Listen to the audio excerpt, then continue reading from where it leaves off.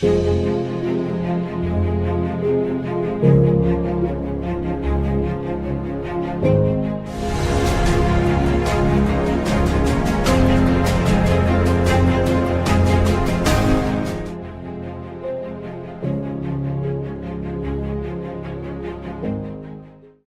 శ్రేష్టమైన నామానికి మహిమ కలుగును గాక. ఈ నిజమైన వెలుగు టీవీ కార్యక్రమాన్ని చూస్తున్న ప్రియ ప్రేక్షకులందరికీ హృదయపూర్వకమైనటువంటి వందనాలు తెలియజేస్తున్నాను. ఈరోజు మనకి ధ్యానాంశము, మనకు తోడై ఉన్న దేవుడు ప్రతిరోజు మనకు ఎలాగూ సహాయం చేస్తాడు. దేవుడు మనకు వాగ్దానం చేశాడు, యుగా సమాప్తి వరకు సదాకాలం మీకు నేను తోడుగా ఉంటాను అని. కనుక మనకు తోడై ఉన్నటువంటి దేవుణ్ణి మనం నమ్మినప్పుడు ఉదయాన్నే లేచినది మొదలుకొని రాత్రి నిద్రపోయేదాకా ఆయన సహాయాన్ని మనం ఎలా పొందుకోగలమో దేవుని వాక్యంలో నుంచి కొన్ని సత్యాలను మీతో నేను పంచుకోవాలని ఆశపడుతున్నాను. మొట్టమొదటిగా మనం ఉదయాన్నే నిద్రలేవగానే మనం ఏం చేస్తామంటే ప్రార్థన చేస్తాం. దేవుడు మనకు వాగ్దానం చేశాడు, రోమాపత్రిక 8వ అధ్యాయము 26వ వచనంలో, అటువలే ఆత్మయు మీ బలహీనతను చూసి సహాయం చేయుచున్నాడు. యుక్తముగా ఎలాగూ ప్రార్థన చేయవలనో మీకు తెలియదు కానీ ఉచ్చరింప శక్యము కానీ మూలుగులతో ఆత్మ తానే మీ పక్షమందు విజ్ఞాపన చేయుచున్నాడు. కనుక మనం ఉదయాన్నే నిద్ర లేవగానే మన దేవుడు మనకు ఎలాగూ సహాయపడతాడంటే, మనలో ఉన్నటువంటి బలహీనతను చూసి ఆయన మనకు ప్రార్థించడానికి సహాయపడతాడు. మన మనస్సును దేవుని మీద నిలపగలిగేటట్లుగా, మనకు ఆలోచనను దేవుని మీద నిలపగలిగేటట్లుగా, మనము శరీర సంబంధమైనటువంటి మాటలతో కాక దైవ చిత్తానుసారంగా మనం ప్రార్థన చేయగలిగేటట్లుగా మూలుగుల శబ్దాలతో ఆయన మనలో ఉండి ప్రార్థిస్తాడు. ఆ ఏకూత్సాహనే ఎప్పుడైతే మనం ఆయనకు వాగ్దానాన్ని మనం నమ్ముతామో, ఆ వాగ్దానాన్ని మన నోటితో మనం పలుకుతామో, మనకు పరిశుద్ధాత్మ దేవుడు సహాయం చేయటానికి సిద్ధంగా ఉంటాడు. కనుక మనంతటగా మనంగా ప్రార్థన చేసుకుంటే మనలో ఏ మార్పు రాదు. కానీ మనం పరిశుద్ధాత్మ నడిపింపులో కనుక మనం ప్రార్థన చేసుకున్నట్లయితే ఆయన అద్భుతమైనటువంటి సహాయాన్ని మనకు అనుగ్రహిస్తాడు. పరిశుద్ధాత్మలో మనం ప్రార్థన చేసినప్పుడు యేసులాగా మనం ప్రార్థన చేయగలుగుతాం. భూమి మీద యేసుక్రీస్తు ప్రభువారు ఏకూత్సాహం నిద్రలేచినప్పుడు అరణ్యంలో ఆయన ఎలాగనైతే ప్రార్థన చేశాడో, ఆయన ఎలా అయితే రోదన చేశాడో, అంగలార్చాడో తండ్రి సన్నిధిలో, ఆ తండ్రి మీద ఆయన సంపూర్ణంగా ఎలాగున ఆధారపడ్డాడో, ఆ సంపూర్ణంగా ఆ తండ్రి అయిన దేవుని మీద ఆధారపడి ఎలాగున ఆయన సహాయాన్ని పొందుకున్నాడో, మన జీవితాల్లో మనం కూడా మూలుగుల శబ్దాలతో ఆ మహిమగల దేవుని సన్నిధిని సమీపించడానికి, ఆ మహిమగల దేవుని యొక్క ప్రత్యక్షతను మనం పొందుకోవడానికి, ఆయన స్వరాన్ని మనం వినటానికి, ఆయన చిత్తాన్ని మనం తెలుసుకోవటానికి, ఆయన సూచనలు మనం పొందుకోవడానికి పరిశుద్ధాత్మ దేవుడు ఆయన మనలో నుండి ప్రార్థన చేస్తాడు. ఆయన ఎప్పుడైతే ఆయన మనలో నుండి ప్రార్థన చేయటం ఆయన ప్రారంభం చేస్తాడో, మనకు తెలియకుండానే ఒక చిన్న బిడ్డలాగా మనము రోధిస్తాము అని వాక్యం తెలియజేస్తూ ఉంది. దావీదు అంటాడు, నేనైతే గోడ బాతు వలె మూలుగుచ్చున్నాను అంటాడు. ఏమండి, పగడి కంటి వలె నేను మూలుగుచ్చున్నాను అంటాడు దావీదు 102వ కీర్తనలో. కనుక దావీదు కూడా ఆయన ఏకూత్సాహం లేచినప్పుడు పరిశుద్ధాత్మ మీద ఆధారపడి ఆయన ఎంతో కన్నీటితో ఆయన ప్రార్థన చేశాడు. ఆయన ఎంతో రోదనతో ఆయన ప్రార్థన చేశాడు. కనుకనే దావీదు క్రీస్తు యొక్క గుణగణాలను, క్రీస్తు యొక్క స్వారూప్యాన్ని తన జీవితంలో ఇతరులకు చూపించగలిగాడు. కనుక మన జీవితంలో కూడా మనం క్రీస్తు యొక్క స్వారూప్యంలోనికి మనం మార్చబడాలి అంటే మనం ఏకూత్సాహం లేచినప్పుడు పరిశుద్ధాత్మ మీద ఆధారపడటం మనం నేర్చుకోవాలి. ఎప్పుడైతే మనం పరిశుద్ధాత్మ మీద మనం ఆధారపడతామో ఆయన మనలో నుండి మూలగటం ప్రారంభం చేస్తాడు. ఆయన మొరపెట్టడం ప్రారంభం చేస్తాడు. ఆయన కన్నీళ్లు కార్చడం ఆయన ప్రారంభం చేస్తాడు. కనుక పరిశుద్ధాత్మ దేవుడు మనకు సహాయపడినట్లుగా, అయ్యా నాలో ఏమైనా గర్వం ఉన్నట్లయితే, నాలో ఆత్మ సంబంధమైన గుడితనం ఉన్నట్లయితే, నాలో ఆత్మ సంబంధమైన వెరితనం ఉన్నట్లయితే నాలో నుండి తొలగించి, ఇగో నీతో మాట్లాడటానికి కావలసిన జ్ఞానమును నాకు ఇవ్వు నాయనా అని నువ్వు దేవుని మీద ఆధారపడినప్పుడు ఆయన నీ జీవితంలో నమ్మదగినటువంటి వాడిగా ఉంటాడు. పరిశుద్ధాత్మ దేవుడు ఎప్పుడు కూడా మన జీవితంలో నమ్మదగినటువంటి వాడిగా ఉంటాడు. మనకు తోడై ఉన్నటువంటి దేవుడు ఏమండి మనల్ని బలపరచడానికి నమ్మదగినటువంటి వాడిగా ఉంటాడు. తండ్రి అయినటువంటి దేవుని మీద ఆధారపడటానికి పరిశుద్ధాత్మ దేవుడు మనకెంతగానో సహాయపడతాడు.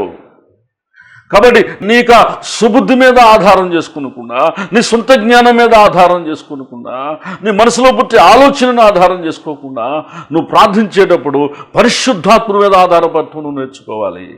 ఎప్పుడైతే నువ్వు పరిశుద్ధాత్మ మీద నువ్వు ఆధారపడటం నువ్వు నేర్చుకుంటావో ప్రార్థనలో నీ ప్రార్థనా జీవితం అద్భుతమైనదిగా మారిపోతుంది. నీ ప్రార్థనా జీవితంలో ఒక మార్పును నువ్వు చూడగలుగుతావు. నీ ప్రార్థనా జీవితంలో నీకు అంతరంగంలో ఒక నూతనత్వాన్ని నువ్వు చూడగలుగుతావు. కనుక మీకా భక్తుడు కూడా నిప్పుకోడలేగా నేను మూలుగుచ్చున్నాను అంటాడు. మీకా గ్రంథము 1వ అధ్యాయం 8వ వచనంలో కనుక మనం చూసినట్లయితే మన జీవితంలో మీకా కూడా ఏమంటే దేవుని మీద ఆధారపడ్డాడు కనుక దేవుని సన్నిధిలో ఆయన మూలుగుల శబ్దంతో ఆయన ప్రార్థన చేస్తున్నాడు. అసలు నీ జీవితంలో మూలుగుల శబ్దాలు ఉన్నాయా? రోదన శబ్దాలు ఉన్నాయా? అంగులార్పు శబ్దాలు ఉన్నాయా? నిశ్చయమైనటువంటి ప్రార్థన అనుభవం నీ జీవితంలో ఉందా? నీలో ఉన్నటువంటి నామకార్థమైనటువంటి స్థితి తొలగిపోవాలంటే, ఒక ఆచారమైన భక్తి తొలగిపోవాలంటే, ఒక అలవాటుతో కూడిన ప్రార్థన నుండి వేరు కావాలంటే నువ్వు మొట్టమొదటిగా నేర్చుకోవాల్సింది ఏమిటంటే ప్రార్థించేటప్పుడు పరిశుద్ధాత్మ మీద ఆధారపడి నువ్వు ఉదయాన్నే నిద్ర లేవగానే దేవుని యొక్క వాక్యాన్ని, వాగ్దానాన్ని నమ్మి నువ్వు ప్రభువుని స్తుతించడం నీ జీవితంలో ఎప్పుడైతే నువ్వు నేర్చుకుంటావో నీ ప్రార్థనా జీవితంలో పెను మార్పులు నువ్వు చూడగలవు. చాలామంది ప్రార్థన చేసేటప్పుడు అయ్యగారు మాకు విసుకొస్తుందండి, మా ఆలోచనలు సరిగ్గా ఉండట్లేదండి, మా తలంపులు సరిగ్గా ఉండట్లేదండి, మా ఊహలు సరిగ్గా ఉండట్లేదండి, ప్రార్థన చేసినప్పుడు మాకు నిద్ర వచ్చేస్తుందండి, మాకు ముత్తు వచ్చేస్తుందండి, కాబట్టి మేము సరిగ్గా ప్రార్థన చేయలేకపోతున్నామండి అని చాలామంది ఎక్కువగా ప్రార్థన చేసేటప్పుడు స్తుతి అంట ఏమండి సోలిపోయినట్లుగా నిద్రలోకి వెళ్ళిపోతూ ఉంటారు. కొంతమంది ప్రార్థన చేస్తారు కానీ వారి శరీరం వారికి ఏమాత్రం కూడా సహాయం చేయదు, సహకరించదు. అటువలే మీ బలహీనతను చూసి అంటూ ఉన్నాను. దేవుడు మనలో ఉన్నటువంటి బలహీనతను చూసి ఆయన మనకు సహాయం చేయాలని కోరుకుంటున్నాడు. పెర్సన్ అనేటువంటి దైవజనుడు ఏ కూర్చోని లేచి ఆయన కనీసం 3 గంటలైనా ప్రార్థన చేయకుండా బయటకు వచ్చేవాడు కాదు. ఆయన ప్రార్థన చేసేటప్పుడు ఎంతో మూలుగుల శబ్దాలతో, కన్నీటి శబ్దాలతో పరిశుద్ధాత్మ మీద ఆధారపడి మోకాళ్ళ మీద ఆయన ప్రార్థన చేసేవాడు. కానీ ఆయన బయటకు వచ్చి ఆయన మాట్లాడుతూ ఉన్నప్పుడు, వాక్యాన్ని బోధిస్తూ ఉన్నప్పుడు ఆయనలో ప్రజలు సజీవుడైనటువంటి యేసును చూసేవారు, జీవం కలిగినటువంటి యేసును చూసేవారు, ఏమంటే నివసిస్తున్నటువంటి యేసును చూసేవాడు. నీ జీవితంలో కూడా అలాంటి అద్భుతమైనటువంటి కృపను కూడా నీకు కూడా పొందుకోవాలి అంటే, అద్భుతమైన దీవెనను పొందుకోవాలంటే నువ్వు ప్రార్థన చేసేటప్పుడు దేవుని మీద ఆధారపడటం నువ్వు నేర్చుకోవాలి, పరిశుద్ధాత్మ మీద ఆధారపడటం నేర్చుకోవాలి. ఎవరైతే పరిశుద్ధాత్మ దేవుని మీద ఆధారపడతారో వారి ప్రార్థనా జీవితాల్లో పెను మార్పు వస్తుంది. వారు యేసులాగా మార్చబడతారు. వాళ్ళు పరిశుద్ధాత్మ మీద ఎవరైతే ఆధారపడతారో వాళ్ళు పరిశుద్ధులు అవుతారు. వారు పాపాన్ని జయించగలుగుతారు, శరీరాన్ని, లోకాన్ని జయించగలుగుతారు. దేవుని కొరకు ప్రత్యేకంగా వారు భూమి మీద బ్రతకగలుగుతారు. ఈ భూమి మీద ఆశీర్వాదకరమైన జీవితం ఏదో తెలుసా? పరిశుద్ధంగా జీవించడమే. పరిశుద్ధాత్మ దేవుడు మన హృదయంలో నివసించడమే. నీ హృదయంలో దేవునికి చోటిచ్చి నువ్వు దేవుని సన్నిధిలో పరిపూర్ణంగా ఆధారపడాలని నువ్వు కోరుకుంటున్నావా? పరిపూర్ణంగా ఆయన సన్నిధిలో లోబడిపోయి పరిశుద్ధాత్మ దేవుడా నా సహాయం చేయమని నువ్వు ప్రార్థనలో మనస్ఫూర్తిగా ఏనాడైనా ఏడుకున్నావా? ఇక నా జీవితం మారదలే, ఇక నేను ఇంతేలే, నా దినాలన్నీ ఇట్లాగే ఉంటాలే, నా ప్రార్థన ఇంతేలే, నా బ్రతికి ఇంతేలే, యేసు ప్రభువుని నమ్ముకున్నాను కానీ నాలో మార్పు రాదులే నువ్వు అనుకుంటున్నావా? నువ్వు నమ్ముకున్న ప్రభువు మీద నువ్వు ఆధారపడితే నీ దేవుడు నీ జీవితంలో మార్పుని తీసుకొస్తాడు. నీ చూపులో పరిశుద్ధత, నీ మాటలో పరిశుద్ధత, నీ తలంపుల్లో పరిశుద్ధత, నీ ఆలోచనలో పరిశుద్ధత, నీ నడవడిలో పరిశుద్ధత, నీ చేతల్లో పరిశుద్ధత, వాళ్ళలో పరిశుద్ధ ఆత్మదేవుడు ప్రార్థించింది. మన అవయవాలన్నిటినీ పరిశుద్ధపరుస్తాడు ఆయన. మనలో ఉండి పరిశుద్ధాత్ముడు మూలిగినప్పుడు మన దేహము దేవుని దేవాలయంగా మారుతుంది. దేవుని యొక్క మహిమ దీనిలో కలపడు. ఆత్మ సంబంధమైన అనుభవంలోనికి వెళ్ళావా? దేవుణ్ణి కలుసుకునే అనుభవంలో ప్రార్థన చేయగలవా? అవసరమైన పౌలంటాడు, ప్రభుతో కలుసుకునేవాడు ప్రభుతో ఏకాత్మై ఉన్నాడు అంటాడు. పౌలు ఎప్పుడు కూడా ప్రార్థన చేసినప్పుడు పరిశుద్ధాత్మ కలిసి ప్రార్థించేవాడు కనుక ఆయన ఎప్పుడు కన్నీళ్ళే, ఆయన ప్రార్థనలో ఎప్పుడు రోదన, ఆయన ప్రార్థనలో ఎప్పుడు అంగలారు. ఆయన రాసేటప్పుడు కన్నీళ్ళతో రాశాడు, ఆయన బోధించేటప్పుడు కన్నీళ్ళతో బోధించాడు, ఆయన నడిచేటప్పుడు కన్నీటి చుక్కలు భూపేరు పడ్డాయి, ఆయన ప్రార్థన చేసేటప్పుడు కింద నేల తడిచిపోతూ ఉంటాయి. అపొస్తలుడైన పౌలు పరిశుద్ధాత్మ మీద ఆధారపడి ప్రార్థించేవాడు కనుక రోమా సంఘంతో ఆయన మాట్లాడుతూ ఉన్నాడు. ఆయన మన బలహీనతను చూసి సహాయం చేస్తున్నాడు. రోమీలరా అంటున్నాడు. అందుకని రోమీల్లో అనేక మంది ప్రభు కొరకు ప్రాణం పెట్టేవారు లేచారు, అనేక మంది ప్రయాసపడేవాళ్ళు లేచారు, అనేక మంది ప్రభు కోసం తన నివాసాలు ప్రభు కోసం త్యాగం చేసేవాళ్ళు లేచారు. రోమా సంఘంలో అనేక మంది ప్రత్యేకమైన వ్యక్తులు లేపబడ్డారు. కారణం ఏమిటంటే రోమీలు పరిశుద్ధాత్మ మీద ఆధారపడి ప్రార్థన చేయడం నేర్చుకున్నారు. నీ బలహీనత నువ్వు జయించాలి అంటే ఏకోత్సవం నిద్రలో ఇచ్చినప్పుడు పరిశుద్ధాత్మ మీద ఆధారపడి ప్రార్థన చేయటం నేర్చుకోవాలి. పరిశుద్ధాత్మతో కలిసి ప్రార్థన చేయటం నేర్చుకోవాలి. నోటితో వాగ్దానాన్ని పలకాలి. రోమా 8:26 రాయబడిన వాగ్దానం, నువ్వు మాకు సహాయం చేస్తానని వాగ్దానం చేసావు కదా నాయన, మాలోని నువ్వే మూలుగుతానని వాగ్దానం చేసావు కదా, నువ్వు మాలోని మొరపెడతానని వాగ్దానం చేసావు కదా అని మీరు ఎప్పుడైతే దేవుని మీద ఆధారపడతారో ఆయన మీలో నుండి కన్నీళ్లు కార్చడం మొదలు పెడతారు. ఎప్పుడైతే మీలో నిజమైన పశ్చాత్తాపం వస్తుందో అప్పుడు మీలో నిజమైన మారుమనసు వస్తుంది. చూడు, క్రైస్తవుని మాటలు ఎంత కరుణ కలిగినవిగా ఉన్నాయో, ఎంత దయగలిగినవిగా ఉన్నాయో, ఎంత వినటానికి వినసొంపుగా ఉన్నాయో అని నీ మాటలు విన్నవాళ్ళు ఆశ్చర్యపడతారు, నీ మాటలు విన్నవాళ్ళు దీవించబడతారు. కాబట్టి మన జీవితంలో మన దేవుని మీద ఆధారపడుతూ మనం ప్రార్థన చేయాలి. నీకు తోడై ఉన్న దేవుడు నువ్వు ప్రార్థించడంలో నీకు సహాయపడతాడు. కీర్తనకాడని దావీదు అంటాడు, కీర్తన 6:6లో నేను మూలుగుచు అలసి ఉన్నాను అంటాడు. తనలో పరిశుద్ధాత్మ దేవుడు మూలుగుతూ ప్రార్థన చేశాడు. దావీదు ప్రతి పాపాన్ని ప్రతి శోధను జయించగలిగాడు, పడిపోయినప్పటికీ లేవగలిగాడు, దిద్దుబాటు కలిగి ఉన్నాడు. ఆఖరికి క్రీస్తు రూపంలోనికి క్రీస్తు గుణగణాలను కలిగి ఆయన ఈ లోకయాత్రను ముగించాడు. నీలో ఎవరైనా క్రీస్తు గుణాలను చూడగలుగుతున్నారా? నీలో ఎవరైనా క్రీస్తు మాదిరి చూడగలుగుతున్నారా? నీలో ఎవరైనా నిజమైన మార్పు వచ్చిందని నీ గురించి ఎవరైనా చెప్పగలుగుతున్నారా? చెప్పాలి అంటే నువ్వు ఎక్కువ లేచి పరిశుద్ధాత్మ మీద ఆధారపడటం నేర్చుకోవాలి. పరిశుద్ధాత్మడా, మీరే మాలో ఉండి నడిపిస్తున్నందుకే వందనాలయ్యా, మీరే మాలో ఉండి రోధిస్తున్నందుకే వందనాలు, మీరే మాలో ఉండి సహాయం చేస్తున్నందుకే వందనాలయ్యా. మీరు ఎక్కువనే కన్నీళ్లతో మొరపెట్టడం నేర్చుకోండి. ఆయన మీకు ఖచ్చితంగా సహాయం చేస్తాడు. ఆయన సహాయం చేస్తానని వాగ్దానం చేశాడు. అపోస్తులు ఏకునే లేచి పరిశుద్ధాత్మ మీద వాళ్ళు ఆధారపడ్డారు కాబట్టి, పరిశుద్ధాత్మ వాళ్ళు ఐక్యమయ్యారు కాబట్టి, పరిశుద్ధాత్మ వాళ్ళు నమ్మారు కాబట్టి వాళ్ళ జీవితంలో పెను మార్పు వచ్చింది. వారి జీవితాల్లో పెను అద్భుతాలు జరిగాయి, గొప్ప కార్యాలు జరిగాయి. ఈరోజు ప్రతిరోజు కూడా నీ జీవితంలో గొప్ప కార్యాలు ఆశిస్తున్నట్లయితే, ఊహించని ద్వారాలు నీ కొరకు తెరవబడాలని నువ్వు కోరుకుంటున్నట్లయితే, నువ్వు పరిశుద్ధాత్మతో పాటు కలిసి ప్రార్థించాలి అని దేవుడు కోరుకుంటున్నాడు. దేవుని యొక్క వాగ్దానాన్ని నమ్మాలి అని దేవుడు కోరుకుంటున్నాడు. పరిశుద్ధాత్మను అడుగు వారికి ఎంతో నిత్యముగా అనుగ్రహించబడును అని వాక్యంలో రాయబడి ఉంది. కాబట్టి ఆయన ఎంతో త్వరగా ఆయన మనల్ని వచ్చి ఆయన మన సహాయం చేయడంలో నమ్మదగిన దేవుడై ఉన్నాడు. ఆయన ఏకునే నీకు ప్రార్థించట్లో ఎప్పుడైతే ఆయన నీ సహాయపడతాడో ఏకునే నువ్వు ఆయన స్వరాన్ని వినగలుగుతావు, ఏకునే నువ్వు ఆయన దర్శనాన్ని పొందుకొనగలుగుతావు, ఆయనకు ప్రభావం చేత నువ్వు నింపబడతావు, ఆయనక వెలుగు చేత ఆయనకి శక్తి చేత నువ్వు నింపబడతావు.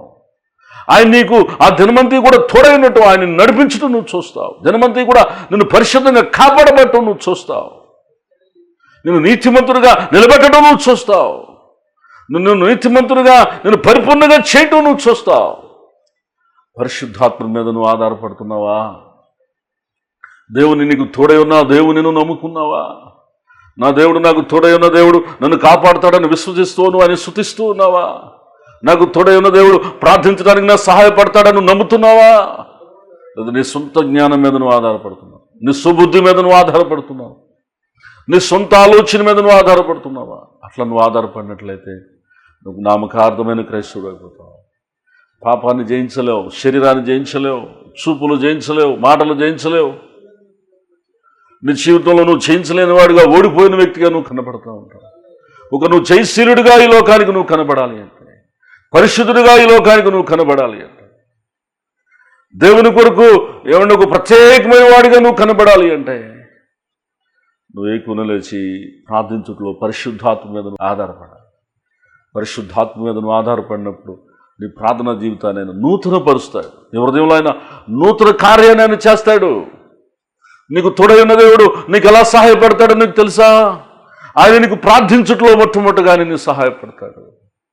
రెండవదిగా ఆయన నీకు మంచి ఆలోచన చెప్పుట్లో ఆయన నీకు సహాయపడతాడు. కీర్తన గ్రంథం 32వ కీర్తన 8వ వచనంలో రాయబడి ఉంటుంది, నీ యందు నేను దృష్టి ఉంచి నీకు ఆలోచన చెప్పేదను. ఎప్పుడైతే నువ్వు దేవుని నీ తోడైన దేవుని నమ్ముకుంటావో ఆయన నీకు మంచి ఆలోచన చెప్తాడు, ఆయన నీకు మేలు చేసే ఆలోచన చెప్తాడు, ఆయన నీకు ఉపయోగపడేటువంటి ఆలోచన చెప్తాడు. నీకు తోడైనటువంటి దేవుడు ఏమండి దుష్టుని ఆలోచన నీలో రాకుండా, చెడు ఆలోచన నీలో రాకుండా, శరీర సంబంధమైన ఆలోచన నీలో రాకుండా, దేవుణ్ణి దుఃఖపరిచేటువంటి ఆలోచన నీలో రాకుండా ఆయన నీ హృదయమును ఆయన స్వాధీనంలోనికి తీసుకుంటాడు. అందుకనే దావీదు అంటాడు, అయ్యా రాత్రి వేళను నన్ను దర్శించి చూసావు, నీకు ఏ దురాలోచన కానరాలేదయ్యా. దావీదునట దేవుడు దర్శించినప్పుడట దేవుడికి ఏ దురాలోచన కనపడలేదు. ఎంత చక్కని హృదయాన్ని దావీదు కలిగి ఉన్నాడు, ఎంత మంచి హృదయాన్ని దావీదు కలిగి ఉన్నాడు, ఎంత శుద్ధ హృదయాన్ని దావీదు కలిగి ఉన్నాడు. కారణం ఏంటో తెలుసా? దావీదుకు దేవుడే ఆలోచనకర్తగా మారాడు. తనకు తోడై ఉన్న దేవుని ఆలోచన పొందుకోవటంలో దావీదు సఫలుడయ్యాడు. కాబట్టి నీకు తోడై ఉన్న దేవుడు నీకు ఆలోచన చెప్తాడు. ఆయన ఏది ఎవరిని మాట్లాడకూడదో మాట్లాడాలో, ఏది చూడాలో చూడకూడదో, ఎవరిని నువ్వు ఎలా నీ శరీరాన్ని నిగ్రహ శక్తులకు నువ్వు తీసుకోవాలో, ఏమండి నువ్వు ఎక్కడికి వెళ్ళాలో వెళ్ళకూడదు, నువ్వే నిర్ణయం తీసుకోవాలో తీసుకోకూడదు, ఆయన ప్రతి విషయంలో నీకు తోడైన దేవుడు నీకు ఆలోచన చెప్తాడు. ఆయన నీకు తోడై ఉన్న దేవుని నువ్వు నమ్ముతున్నావా? ఆయన నీకు ఆలోచనకర్తగా ఉంచాడు. ప్రతి మంచి ఆలోచన దేవుని దగ్గర నుంచి వస్తుంది, ప్రతి చెడు ఆలోచన దుష్టుడి నుంచి వస్తుంది. కాబట్టి అక్కడ ఆసాబు అంటాడు, ఏమండి నీకు ఆలోచన చేతను నన్ను నడిపించదు, తర్వాత నీ మహిమలో నన్ను చేర్చుకున్నావు. ఆసాబు ఏమని తనకు తోడైన దేవుని స్తుతించడం ద్వారా, తన తోడైన దేవుని నమ్ముట ద్వారా, తనకు తోడైన దేవుని ఆధారపడటం ద్వారా మంచి ఆలోచనను ఆసాబు పొందుకున్నాడు దేవుని దగ్గర నుంచి. నీ జీవితంలో కూడా నీవు కూడా ఒక మంచి ఆలోచనను పొందుకోవాలంటే దేవుడి దగ్గర నుంచి నీకు తోడై ఉన్న దేవుని నమ్మాలి. నాకు ఆలోచనకర్త అయిన దేవుని స్తుతిస్తున్నాను అన్నాడు కీర్తనకాడు 16వ కీర్తన 7వ వచనం. కాబట్టి నీ ఎన్నో ఆలోచనలు మనిషికి ఇంచుమించుగా 10,000 ఆలోచనలు వస్తూ ఉంటాయి. ఆ 10,000 ఆలోచనలో పవిత్రమైనటువంటి ఆలోచనలుగా 10,000 ఆలోచనలు ఉండాలంటే నీకు తోడై ఉన్న దేవుని నమ్మాలి. అదే నీతిమంతుని యొక్క తలంపులు న్యాయయుక్తములు అని వాక్యంలో రాయాలి. కాబట్టి నీకు తోడై ఉన్న దేవుని నమ్ముట ద్వారా న్యాయమైన ఆలోచన, మంచి ఆలోచన, మేలు చేసే ఆలోచన, దేవుణ్ణి మహిమపరిచే ఆలోచన. మనిషికి 100 ఆలోచనలు వస్తాయి, కేవలం 97 ఆలోచనలు వ్యర్థమైపోతూ ఉంటాయి. 3 ఆలోచనలు మాత్రమే మనిషి ఆచరణలో పెట్టగలరు. కాబట్టి దేవుడు నీకు ఇచ్చిన మంచి ఆలోచనలు నువ్వు ఆచరణలో పెట్టగలిగితే నీ జీవితాన్ని దేవుడు అద్భుతమైనదిగా మార్చేస్తాడు. నీ జీవితాన్ని ఆశీర్వాదకరంగా మార్చేస్తాడు. మన హృదయంలో ఆయన ఆలోచనను పుట్టిస్తాడు. కాబట్టి నీ సొంత ఆలోచన వల్ల నీకేమి ప్రయోజనం ఉండదు.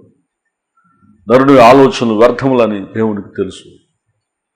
హృదయ ఆలోచనలు మనుషుల వశమే, కానీ ఆలోచనకర్త అయిన దేవునికి నీ ఆలోచన అప్పగించినట్లయితే నువ్వు సమాజానికి ఒక మేలుకరమైన వ్యక్తిగా మారి, సమాజానికి ఒక ఆశీర్వాదకరమైన వ్యక్తిగా మారి, సమాజం కోసం ఒక ప్రార్థించే వ్యక్తిగా మారిపోతావు. సమాజానికి స్వార్థను ప్రకటించే వ్యక్తిగా మారిపోతావు. అది నీకు ఆలోచన చెప్తాడు. విలియం కేరీ దేవుని సన్నిధిలో ప్రార్థన చేస్తూ ఉంటాయి. దేశం కానీ దేశం వచ్చి ప్రజలకు స్వార్థం చెప్తూ ఉంటాయి. దేవుడు ఆయనకు ఒక ఆలోచన పుట్టించాడు. అనేక భాషల్లోనికి బైబిల్ మార్చాలి. ఏ భాషలో వాళ్ళు ఉన్నారో ఆ భాషల్లో వాళ్ళు ప్రభు దగ్గరికి నడిపించడం నేర్చుకున్నాడు. హెబ్రూ భాషలో ఉన్నారు, వారికి భాషల్లోకి మార్చడానికి ఎంతో ప్రయత్నం చేశాడు. ఆ చదవబడిన వాక్యం వ్యర్థం కాకున్నట్లుగా మొట్టమొదటిగా మరి మన భారతదేశంలో ప్రింటింగ్ ప్రెస్ తీసుకొచ్చాడు ఆయన. ఆ ప్రింటింగ్ ప్రెస్ మీద బైబిల్ ప్రింట్ చేయించాడు ఆయన. ఆ ప్రింటింగ్ ప్రెస్ కాలిపోయినప్పటికీ నిరుత్సాహపడలేదు. మళ్ళా తిరిగి మళ్ళీ ప్రింటింగ్ ప్రెస్ పెట్టించాడు ఆయన. బైబిల్ని ఆశ్రయించాడు ఆయన. న్యూటన్ వరకు దేవుడిచ్చిన ఆలోచన బట్టి ప్రింటింగ్ ప్రెస్ కనిపెట్టాడు ఆయన. మొట్టమొదటిగా న్యూటన్ వరకు ఆ ప్రింటింగ్ ప్రెస్ మీద ఏం ప్రింట్ చేశాడంటే బైబిల్ని ప్రింట్ చేశాడు. విలియం కేరీ కూడా మన భారతదేశంలో బైబిల్ని ఆశ్రయించాడు. ఆయనకు వచ్చిన ఎన్నో మంచి ఆలోచన, దేవుడిచ్చిన మంచి ఆలోచన, సత్యశాఖమని ఆపడానికి, స్త్రీలు స్కూల్లో చదువుకోవడానికి, అనేకులకు బోర్వెల్ వేయటానికి, సమాజానికి ఎన్నో ఉపయోగకరమైనటువంటి ఆలోచనలు విలియం కేరీ చేశాడు. తరాలకు మిగిలిపోయినటువంటి దేవుని సేవ చేశాడు. దేవుడు నీకు కూడా ఆలోచనిస్తాడు. ఆయన మీద దృష్టి పెట్టి నువ్వు ప్రార్థనిస్తే. మదర్ తెరీసా ప్రార్థన చేసుకుంటే ఉన్న కాలంలో తన జీవితాన్ని ప్రభుకు సమర్పించుకున్న మదర్ తెరీసా దేవుడు చెప్పిన భారతదేశానికి వచ్చి మురికివాడలు కలకత్తాలో ఆ ప్రజలకు ఆమె సేవ చేసి ఆమె అనాథులకు, వృద్ధులకు, కుష్ఠరోగులకు శరణాలయాలు కట్టించాలని ఆలోచన దేవుడిచ్చాడు. ఆ సహాయాన్ని కూడా దేవుడే ఇచ్చాడు. ఆమె అనేకమైన శరణాలయాలను కట్టించగలిగింది. దేవుడే ఆమెకు సహాయం చేశాడు. కాబట్టి మనం దేవుని ఆలోచన బట్టి మనం ముందుకు వెళ్ళేవారిగా ఉన్నాం. ఒక నవనూతన సమాజం, ఒక నీతిగల జనాంగం నాలో నుంచి రావాలి. ఒక నీతిగల జనాంగం నేను అభివృద్ధి చేయాలి. కాబట్టి నాకు మంచి ఆలోచన ఉన్నాయన, నీ ఆలోచన చేత నన్ను నడిపించాలి. మంచి వాని స్వభావం వానికి సంతోషం ఇచ్చును అని వాక్యంలో రాయబడింది. నీ ఆలోచన ఎలా ఉంది? నీ ఆలోచనలు బాగున్నాయా? నువ్వు సంతోషంగా బ్రతకాలంటే నీ ఆలోచన విధానం అనేది చాలా బాగుండాలి. కాబట్టి నీకు తోడై ఉన్న దేవుడు అది నీకు మంచి ఆలోచన చెప్తాడు. నీ జీవితాన్ని మంచిగా మారుస్తాడు. ఆయన నీకు సంతోషాన్ని ఇస్తాడు. కాబట్టి నీకు తోడై ఉన్న దేవుడు నీకు ఎలా సహాయపడతాడో నీకు తెలుసా? నీకు తోడై ఉన్న దేవుడు నీకు ప్రార్థన చేయడానికి సహాయపడతాడు. నీకు తోడై ఉన్న దేవుడు నీకు ఆలోచన చెప్పడానికి సహాయపడతాడు. మూడవదిగా చెప్తా ఉన్నాను, నీకు తోడై ఉన్న దేవుడు నీ హృదయంలో ప్రేమను పుట్టిస్తూ అనేక మందికి ప్రేమను పంచడానికి సహాయపడతాడు. కాబట్టి రోమా 5:5 రాయబడింది, పరిశుద్ధాత్ముడు నీ హృదయంలో ప్రేమను కుమరిస్తున్నాడు అని. కాబట్టి పరిశుద్ధాత్మ దేవుడు మన హృదయంలోనికి వచ్చినప్పుడు, ఆయన మనం నమ్మినప్పుడు ఆయన మన హృదయంలో ఏం పుట్టిస్తాడంటే ప్రేమను పుట్టిస్తాడు. ప్రేమ అంటే ఎవరైనా మనల్ని బాధించినప్పటికీ తిరిగి మనం బాధ పెట్టకుండా ఉండటమే ప్రేమ. ఎవరైనా మనల్ని గాయపరిచినట్లయితే తిరిగి మనం వాళ్ళు గాయపరచకుండా ఉండటమే ప్రేమ. ఎవరైనా వాళ్ళు దూషిస్తూ ఉన్నప్పుడు వాళ్ళు దీవించగలగటమే ప్రేమ. తల్లి ప్రేమ కంటే కూడా యేసయ్య ప్రేమ చాలా గొప్పది. తండ్రి ప్రేమ కంటే కూడా యేసయ్య ప్రేమ చాలా గొప్పది. ఆయన అందరినీ క్షమించాడు, ఆయన అందరినీ భరించాడు. మన ఇంట్లో నిన్ను ఎవరైనా బాధ పెడితే నువ్వు వాళ్ళని క్షమించగలుగుతున్నావా? నిన్ను ఎవరైనా గాయపరిస్తే నువ్వు వాళ్ళకి యేసయ్య ప్రేమను చూపించగలుగుతున్నావా? నిజంగా నువ్వు యేసయ్య ప్రేమను చూపిస్తే నీ ద్వారా అనేక మంది ప్రభు దగ్గరికి వస్తారు. నిజంగా యేసయ్య ప్రేమ నీలో కనపడితే అనేక మంది యేసయ్య దగ్గరికి ఆకర్షించబడతారు. ఆయన ఆఖరి రక్తబొట్టు వరకు మన కోసం కార్చేశాడు. మన హృదయంలో ఏ విధమైన ద్వేషం లేకుండా, ఏ విధమైన పగ లేకుండా, ఏ విధమైనటువంటి దేవునికి అభ్యంతరకరమైనవి లేకుండా ఉండాలి అంటే, కోపం లేకుండా ఉండాలంటే మనకు తోడై ఉన్న దేవుని నమ్మితే ఆయన మన హృదయంలో ప్రేమను పుట్టిస్తాడు. ఇలాంటి నమ్మదగిన దేవునికి నీ హృదయంలో చోటిస్తున్నావా? ఇలాంటి నమ్మదగిన దేవుని నువ్వు ఆశ్రయిస్తున్నావా? నీ మోసకరమైన హృదయాన్ని మార్చుకుని ప్రభు మీద ఆధారపడదామని ఆలోచన నీకు వచ్చిందా? కాబట్టి నీ సుబుద్ధిని ఆధారం చేసుకోకుండా నీ దేవుని మీదనే ఆధారపడు. నువ్వు దేవుణ్ణే నమ్ముకో. నీకు తోడై ఉన్న దేవుడు ఏకూని నిద్ర లేవగానే నువ్వు ప్రార్థన చేయడానికి సహాయం చేస్తాడు. మొట్టమొదటిగా నీకు తోడై ఉన్న దేవుడు ఆయన నీకు మంచి ఆలోచన ఇచ్చి నడిపిస్తాడు. మూడవదిగా నీకు తోడై ఉన్న దేవుడు ఆయన నీలో ప్రేమను పుట్టించి అనేకులను ప్రభు దగ్గరికి ఆకర్షించేటట్లుగా ఆయన సహాయపడతాడు. ఆ తోడై ఉన్న దేవుని నువ్వు నమ్ముతున్నావా? ఆ తోడై ఉన్న దేవునికి నువ్వు విధేయత చూపిస్తున్నావా? చూపిస్తున్నట్లయితే నాతో పాటు ప్రార్థనలు ఏకీవించండి. మీకోసం నేను ప్రార్థన చేస్తాను. ప్రార్థన చేసుకుందాం. ప్రేమ కలిగిన మా తండ్రి, నీకు వందనాలు, స్తుతులు, స్తోత్రాలు. నాయన ప్రతి దినము నాయన ఏకునే మీ నిద్రలో ఇచ్చిన మలుకుని అయ్యా మాకు తోడుగా ఉండి ఎలా సహాయపడతావో నీ వాక్యంలో నుంచి నువ్వు మాట్లాడావు నాయన. మనస్ఫూర్తిగా హృదయపూర్తిగా నిన్ను నమ్మే భాగ్యం దయచేయండి అయ్యా. దేవా కన్నీళ్లతో, రోదనతో, భారులతో ప్రార్థన చేయడానికి బిడ్డలందరికీ మీరు సహాయం చేయమని ప్రార్థిస్తున్నానయ్యా. నాయనా మంచి ఆలోచన ఇచ్చి ప్రతి బిడ్డలు మీరు నడిపించమని ప్రార్థిస్తున్నానయ్యా. లైలా వాళ్ళందరిలో ఈ మాటలు వెళ్ళ బిడ్డలందరిలో నిజమైన ప్రేమలు పుట్టించమని ఈ వాక్యం వాళ్ళందరి హృదయాల్లో దీవించమని, గొప్ప మార్పులు కలగచేయమని, ఈ వాక్యం బిడ్డలకు దీవెనగా మార్చమని యేసు శక్తిగల నామమున మిక్కిలి వినయముతో ప్రార్థన చేయుచున్నాము తండ్రి. ఆమేన్. దేవుని శ్రేష్టమైన నామానికి మహిమ కలుగునుగాక. ఈ టీవీ కార్యక్రమం మీకు ఆశీర్వాదకరంగా ఉన్నట్లయితే ఫోన్ కాల్ ద్వారా మీరు తెలియపరచండి. మరి అదే రీతిగా మా యొక్క కంకటావ గ్రామంలో నూతన మందిర పనిని ప్రారంభిస్తున్నాం. మరి ఒక చిన్న పల్లెటూరు గ్రామంలో ఒక అధునాతనమైన టెక్నాలజీతో అతిపెద్ద మందిరాన్ని నిర్మించాలని ప్రభు కృపను బట్టి ఆశపడుతున్నాం. కనుక మీరందరూ కూడా ప్రార్థించండి. తప్పనిసరిగా సహకరించేటువంటి వారు సహకరించాలని మనం చేస్తున్నాం. దేవుడు మిమ్మలను, మీ కుటుంబాలను దేవుడు దీవించునుగాక. ఆమెన్. మా యొక్క address reverend K Hanok, Kankatava post, Guduru మండలం, కృష్ణా జిల్లా, పిన్ కోడ్ 521149. మీ ప్రార్థన అవసరతల కొరకు మరి ఫోన్ చేయవలసిన నెంబర్ 9948045645.